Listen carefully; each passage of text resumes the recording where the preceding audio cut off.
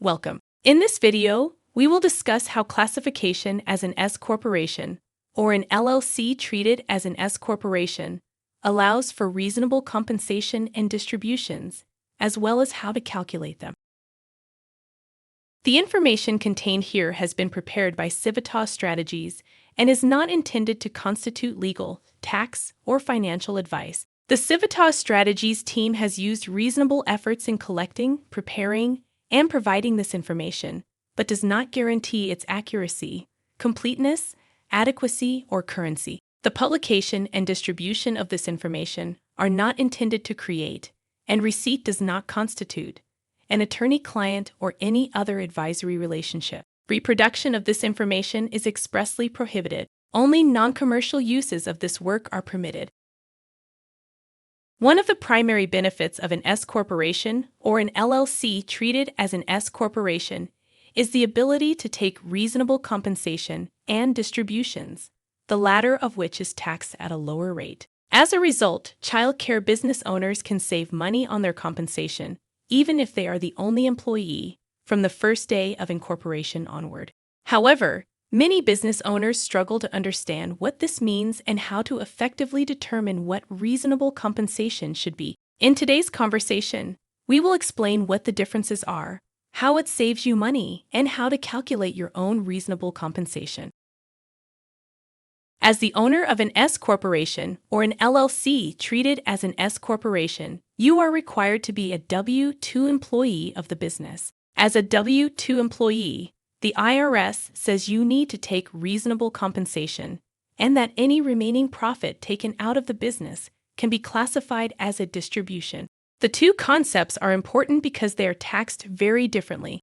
Reasonable compensation is treated as any other W-2 wages and is subject to self-employment taxes, including Social Security, which is 12.4%, and Medicare at 2.9%, along with federal and state unemployment taxes. At the federal level, this means a total tax of 15.3% before you pay income tax on your reasonable compensation. Distributions are treated as ordinary income in that they are taxed by the recipient's individual tax rate, but are not subject to the 15.3% self-employment tax. Let's look at an example of how reasonable compensation and distributions can save you money. Two child care providers, Adrian and Jackie, made $50,000 last year. Adrian has a sole proprietorship and Jackie has an LLC treated as an S corporation. Both are in the 24% income tax bracket. Adrian first has to pay 15.3% self-employment tax on the $50,000 she made, totaling $7,650. Because she is in the 24% tax bracket, she will also pay another $12,000 in taxes, $50,000 in income multiplied by 24%. In total, Adrian will pay $19,650 in taxes, or 39.3% of the $50,000 she earned. Now, let's take a look at Jackie. She takes half her income as her reasonable compensation and the remaining $25,000 as a distribution. The reasonable compensation is subject to 15.3% in self-employment taxes for a total of $3,825. The total income of $50,000 is then taxed as regular income in the 24% tax bracket for a total of $12,000. However, because only her reasonable compensation portion of her income is subject to self-employment tax, Jackie's full tax bill is only $15,825, or 31.65% of her earnings. This is $3,825 less than Adrian's taxes. While the IRS requires reasonable compensation for the owner of an S corporation or LLC treated as an S corporation, they do not provide a specific formula or method for determining the amount. Instead, it is suggested that it be based on a number of factors including your skills and experience, your duties and responsibilities, the time and effort expended in carrying out these duties, the size and complexity of the business, and the compensation paid to other employees in similar positions. In response to the lack of guidance, there are three methods that are typically used by small business owners: the percentage method, the similar job method, and the similar activities method. Let's take a closer look at each of these. First is the percentage method. This method takes IRS audit history into account, which shows that about 30% to 50% of total compensation can be reasonable compensation. So in our example above, Jackie could pay herself 30% to 50% of the $50,000 in W-2 income, so $15,000 to $25,000. However, while this percentage is reasonable, it is difficult to defend with the IRS. If you use the percentage method and are audited, it can be difficult to argue that your compensation is reflective of your work and role in the business when in actuality, it was determined based on a percentage of your total income.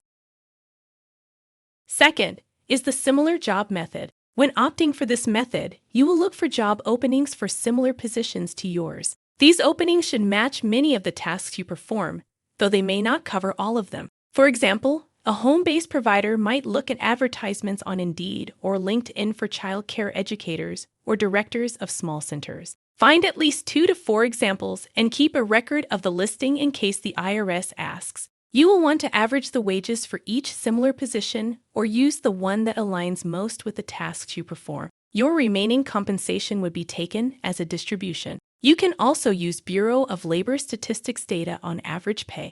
For example, let's say Jackie used this method and came up with an average salary of $26,000. This amount would become her W-2 pay, and the remaining $24,000 of her annual compensation could be a distribution. Finally, there is the similar activities method. Using this approach, you will approximate the time you spend on various activities and tasks and determine a fair compensation for each. For example, let's say Jackie determined that she spent 10% of her time managing staff, 10% doing bookkeeping and financials, 60% of her time in a classroom educator role, and 20% of her time doing support activities such as cleaning classrooms or refilling supplies. She would then find similar positions and determine the pay for each job or use average pay listed by the Bureau of Labor Statistics. She would then determine a percentage of the pay for each job based on the amount of time she spends completing each task to make up her compensation.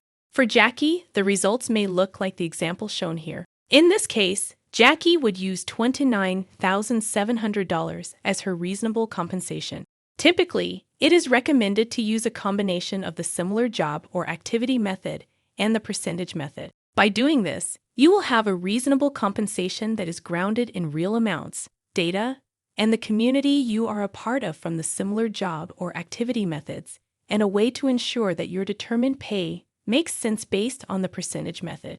Let's use Jackie as an example again. She determined her reasonable compensation to be $26,000 through the similar job method. If her total compensation for the year is $50,000, her reasonable compensation is 52% of the total, so above the percentage method's 30 to 50% range and a reasonable amount.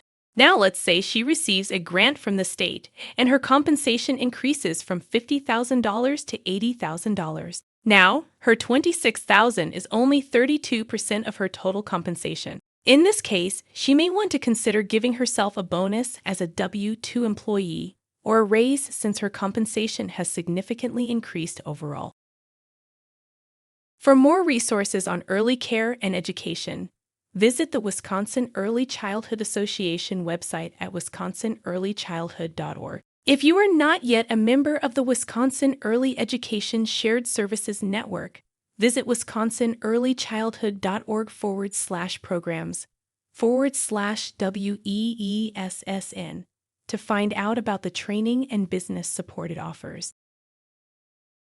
And be sure to visit the Civitas Strategies YouTube channel for more valuable resources to support you and your business.